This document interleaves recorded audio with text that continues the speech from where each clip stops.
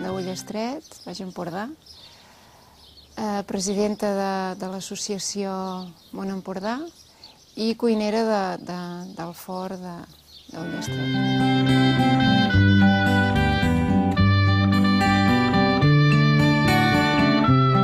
En aquests mercats hi podem trobar una mica de tot, del que hi ha a la zona, sobretot verdura, fruita, no és una zona on hi hagi molta fruita ecològica, productes, a veure de tot, però ecològics de la zona.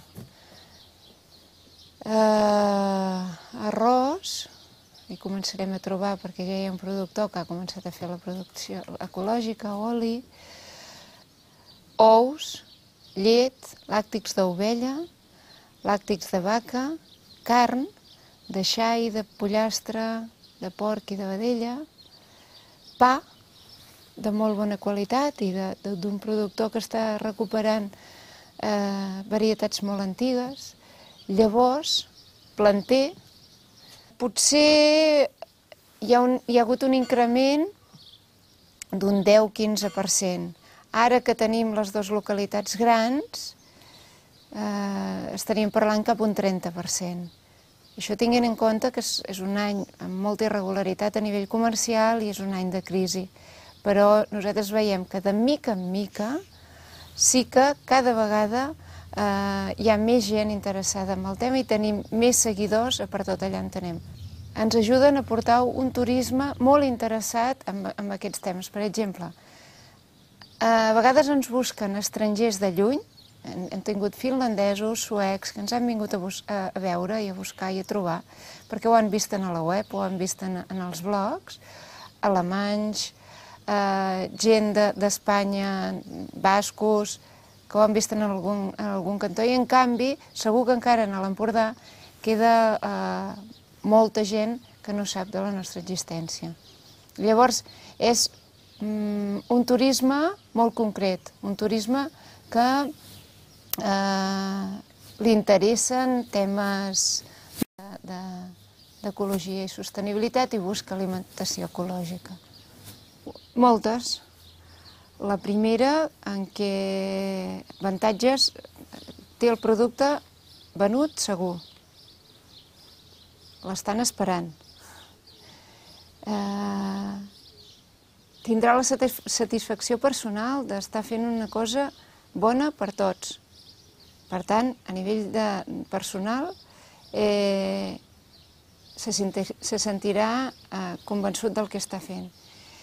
I, per altre cantó, per on hem de començar? Doncs per ell mateix. Primer, que entengui què vol dir fer aquest canvi, que comenci a menjar ecològic i de mica en mica, sobretot, jo recomanem sempre que no facin els canvis d'un dia per l'altre, perquè poden ser perillosos, sinó que de mica en mica tot allò que ell vagi integrant, o ella, perquè hi ha moltes productores, vagin integrant com a bo, que ho vagi aplicant en la seva producció.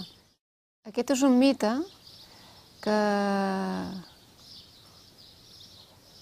si ho analitzem bé, no tenen per què ser més cars. Un altre és que hi hagi gent que sí que s'aprofiti que el producte ecològic, com que és un producte ecològic, el vendrem més car.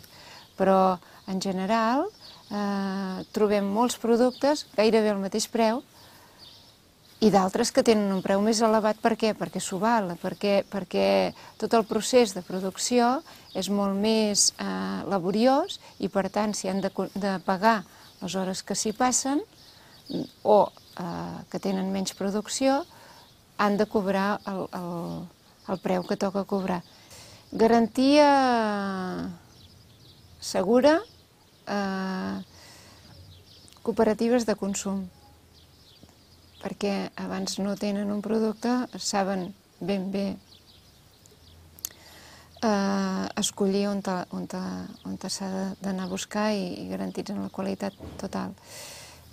Botigues que n'hi ha per tots els pobles de productes ecològics i sobretot el que jo demanaria a tothom és que comprin de la zona. Jo hi confio plenament. Penso que ara és una de les fites per tot productor, anar a la venda directa. És una de les coses que funciona i que funcionarà en un futur immediat millors. Quan vam pensar en fer l'associació, no teníem gaire clar si seguir el mateix que Slow Food o dir, a veure, adaptem aquesta idea que ens agrada molt a casa nostra, i vam seguir per la segona opció. Això no vol dir que no tinguem vínculs directes amb Slow Food. Jo, com a cuinera, fa més de 10 anys que soc de Slow Food Internacional, i paral·lelament a Món Empordà, una mica posterior a Món Empordà, es va fer un convivium aquí a la zona i estem col·laborant constantment, i de fet vindrà un moment que potser serà una fusió. Per mi és una gran idea, la del quilòmetre zero. Hi ha molt d'interès. Jo us he dit abans que estava una mica vinculada a Slow Food Empordà, i de fet és una de les coses que m'han encarregat, poder ajudar els meus companys interessats en que entrin en el quilòmetre zero, i veig que això tindrà un creixement molt gran, i l'únic que hem d'estar molt pendents és que es faci bé, que no sigui quilòmetre zero perquè només treballa en producte, amb 4 productes locals veïns, sinó que també que en les cuines hi hagi producte ecològic. Jo mateixa, com a consumidora, busco o conec els pobles en funció del cuiner. Per als pobles i per als alcaldes penso que això s'hauria de tenir en compte, i que haurien d'aprofitar l'ocasió per poder dinamitzar el comerç i el turisme. Jo la cuina l'entenc com un compromís amb el meu client, i el compromís està en què li haig de donar el màxim de qualitat, també pensant en la seva salut. Jo, quan era conscient, o en el moment en què he sigut conscient de que alguna cosa de la cuina té algun químic en concret que no va bé per la salut, per mi ja ha sigut un conflicte intern a l'hora de posar-ho en el menjador. Per tant, no l'hi he posat. I d'aquí ve que cada vegada he anat eliminant més químics, perquè tots utilitzem o hem utilitzat en alguna vegada algun químic, fins a arribar a tenir un 80, si ho analitzés bé segurament seria una mica més, % ecològic en la meva cuina i a casa meva. El que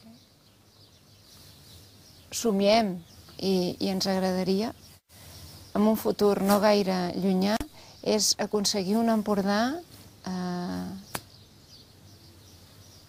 ple de productes ecològics, ple de productors ecològics de veritat, amb una consciència, i que el productor que es faci, que es converteixi ecològic, sàpiga per què ho fa i tingui una base ben entesa de què és pel futur del nostre territori, pel futur del nostre planeta i pel futur de la nostra salut.